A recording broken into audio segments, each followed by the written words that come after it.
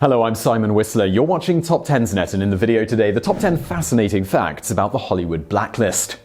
Following the end of World War II, the fear of nuclear war with the Soviet Union caused many organizations to buckle down on what they considered to be American values. And in Hollywood, it was no different. In 1944, the Motion Picture Alliance of the Preservation of American Ideals, or MPA for short, it was created.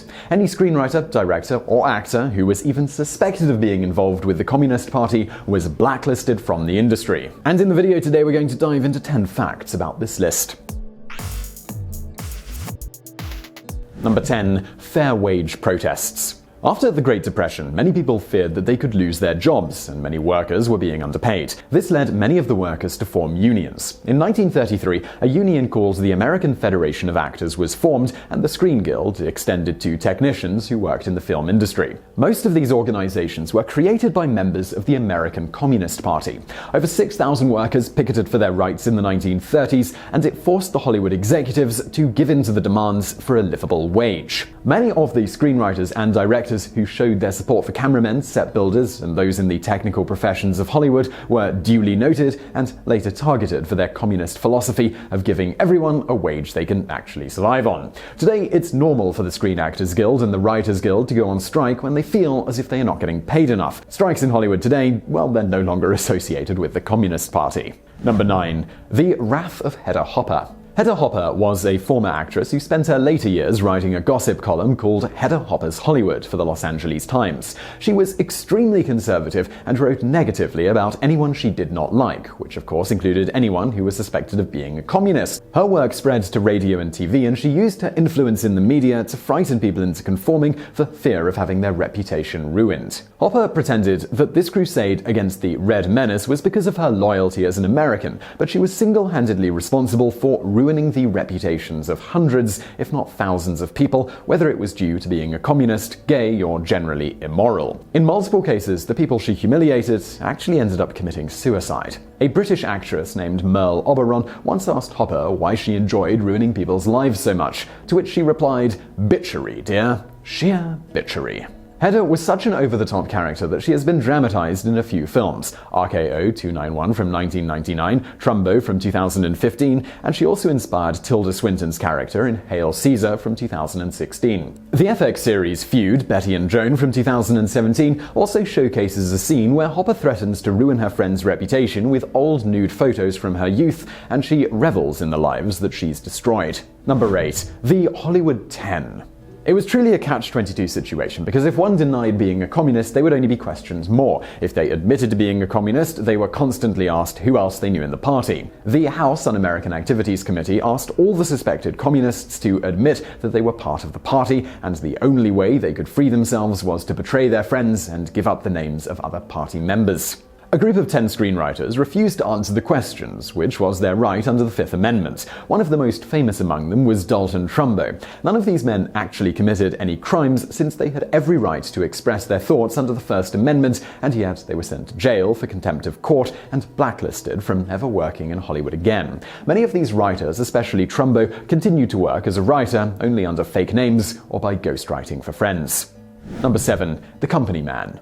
In a 1936 movie called The President's Mystery, the wealthy owners of a factory decide to shut it down after the Great Depression, but it wasn't because the company went bankrupt.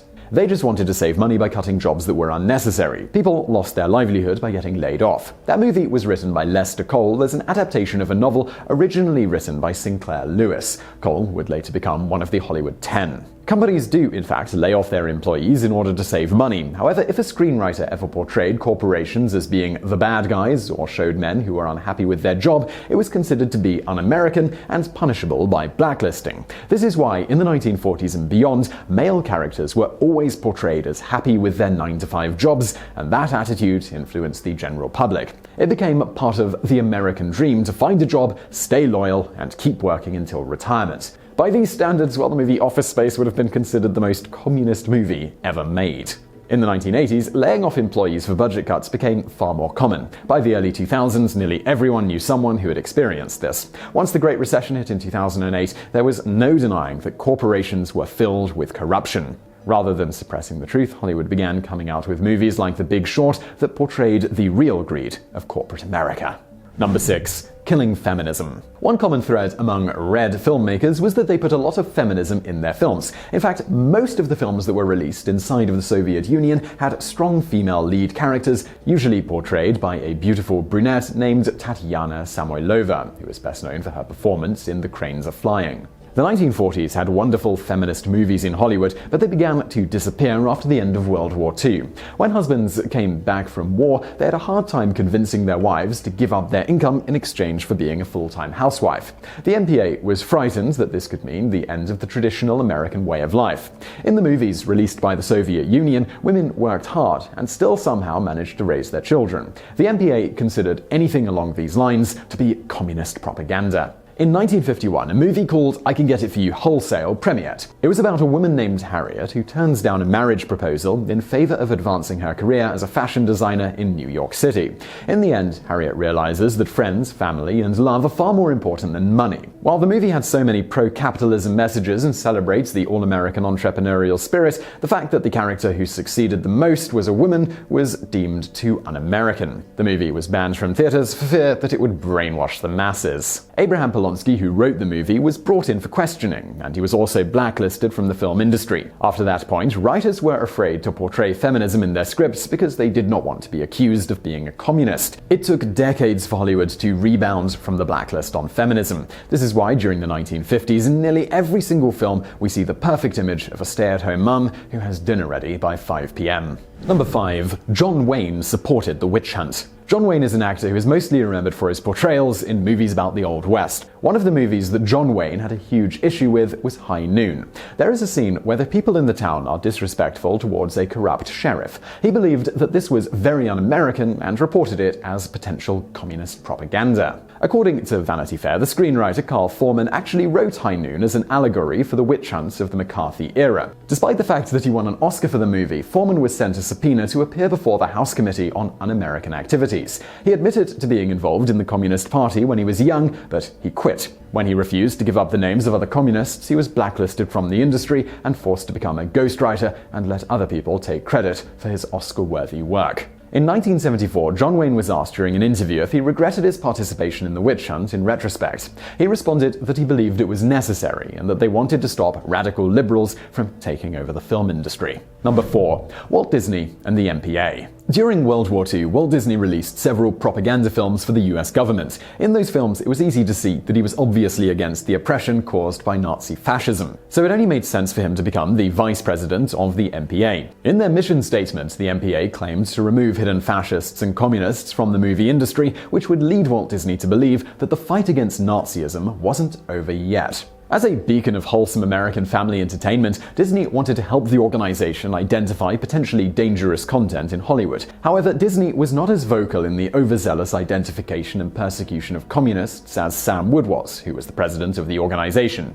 There is very little record of Disney's participation in the NPA, except that he got into many disagreements with Wood about how they were running the organization. Not long after, Disney was removed from his position as vice president. In the late 1940s, during a labor strike by the artists at one of his studios, Disney blamed the communists for orchestrating it. However, he never tried to identify or fire any individuals that he thought to be communist. He just believed that some of the communist ideals were beginning to change the younger generation. Number 3. Ronald Reagan took a stand. Long before he became President of the United States, Ronald Reagan became one of the first leadership roles in the Screen Actors Guild.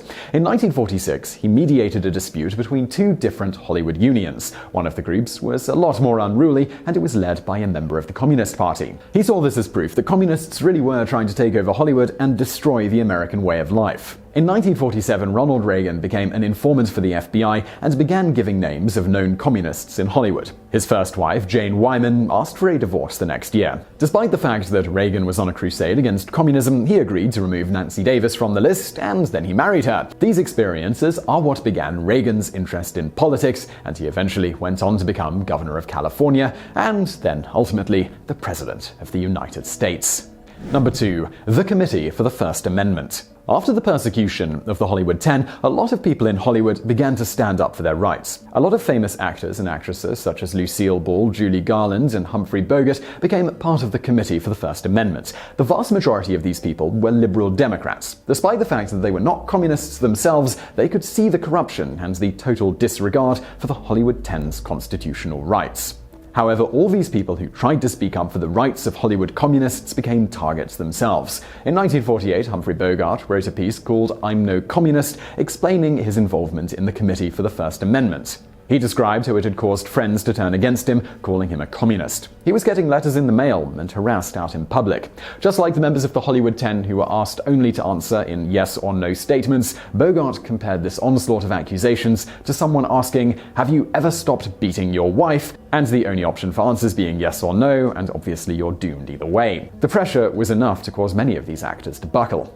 Number 1. Breaking the blacklist. For years, blacklisted screenwriters continued to work as ghostwriters. Dalton Trumbo actually wrote the incredibly popular movie Roman Holiday and gave it to his friend Ian McClellan Hunter. The script won an Academy Award, and decades later, his credit was finally restored. King Brothers Productions was willing to hire Trumbo for low wages to be movies at a fraction of the pay he was used to earning for his screenplays before he was blacklisted. He eventually wrote an Academy Award-winning movie called The Brave One in 1957 under the pseudonym Robert Rich. In 1960, Kirk Douglas was the star of the movie Spartacus, and he used his influence to make sure Trumbo's real name was included in the credits for the screenplay. The events of Trumbo's life were so inspiring that in 2015, the movie Trumbo was made based on his life, starring Breaking Bad's Bryan Cranston.